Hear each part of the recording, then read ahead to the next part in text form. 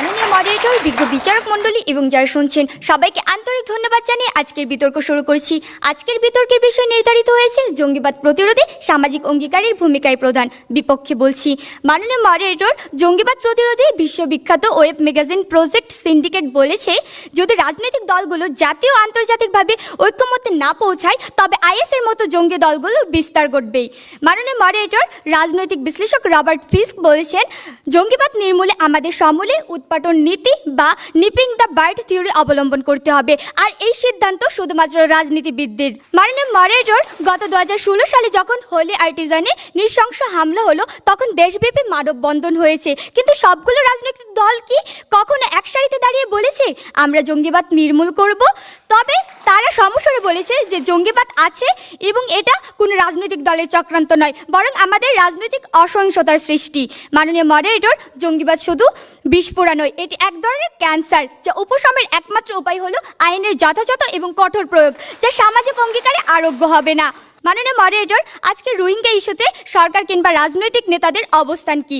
এদের সংখ্যা সরকারিভাবে 6 থেকে 7 লাখ বলে ধরা হয়। বর্তমানে বেসরকারিভাবে এদের অনুপ্রবেশকারী রোহিঙ্গাদের সংখ্যা 40 লাখ বলে মনে করা হয়। সেই রোহিঙ্গারাই যখন আমাদের দেশে পাসপোর্ট পাচ্ছে, তাদেরকে জন্ম সনদপত্র দেওয়া হচ্ছে কেন? কারণ তারা রাজনৈতিক নেতাদের ভোট ব্যাংক হিসাবে ব্যবহার করছে।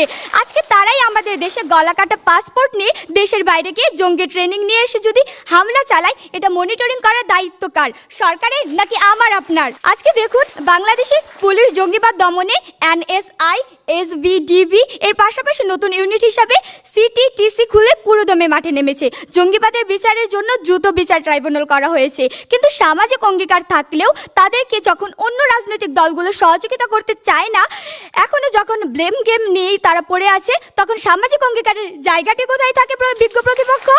মানে মডারেটর, দেশে 10 লাখ অস্ত্র মামলার কথা আমরা সবাই জানি, কিন্তু এর পিছনে কার হাত আছে এখন পর্যন্ত তা খুলাসা করতে পারলাম না আমরা। কেউ বলে উলফা, কেউ বলে জামাত, কেউ বলে বিএনপির যোগসাজশ। এই যে রাজনৈতিক দলগুলোর উদাসীনতা, সেটি থেকে প্রশ্ন জাগে, এর পেছনে আসলে জঙ্গিবাদ নাকি তাদেরই পৃষ্ঠপোষকতা রয়েছে? তাহলে আমার আপনার অঙ্গীকার করে কি হবে যেখানে রাজনৈতিক দলগুলো এমন বিশাল অস্ত্র সরবরাহের সাথে জড়িত? মাননীয় মডারেটর, জঙ্গি বিরোধী অভিযান নিয়ে সরকার দল বলেছে তার সফল, অপরদিকে অন্যরা বলছে ডাল মে কুছ কালা হে। আজকে গুলশানের পর থেকে শোলাকিয়া, কল্যাণপুর, সিলেট, গাজীপুর, রাজশাহী যেখানে অভিযান চলছে সেখানে অন্য দলগুলো মুখ চাওয়াচাই করছে। আমরা কেন শুনি না তাদের ঐক্যের সুর? তবে কি তারা কোন নীল নকশা বাস্তবায়নের চেষ্টা করছে? তাহলে প্রতিপক্ষ বন্ধুরা, স্বভাবতই প্রশ্ন আসে, এই নীল নকশা কোন সামাজিক অঙ্গীকার দিয়ে আপনারা ঠেকাবেন? মাননীয় মডারেটর, 2013 সালে যুদ্ধ অপরাধীদের বিচারের দাবিতে বাংলাদেশে জাতি, ধর্ম, বর্ণ নির্বিশেষে আবাল, বৃদ্ধ, বনিতা এবং সকল সামাজিক, সাংস্কৃতিক ও রাজনৈতিক সংগঠনগুলো এক হয়েছিল, যার ফলাফল হিসেবে আমরা দেখেছি দৃষ্টান্তমূলক শাস্তি।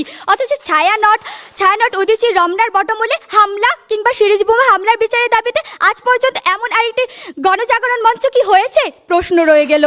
মডারেটর, পরিশেষে একটি কথা বলে যেতে চাই, জঙ্গিবাদের মতো একটি জাতীয় ইস্যুকে শুধুমাত্র সামাজিক অঙ্গীকারের মতো একটি ধোঁয়াশাপূর্ণ বেড়া জালে বেঁধে রাখা যাবে না।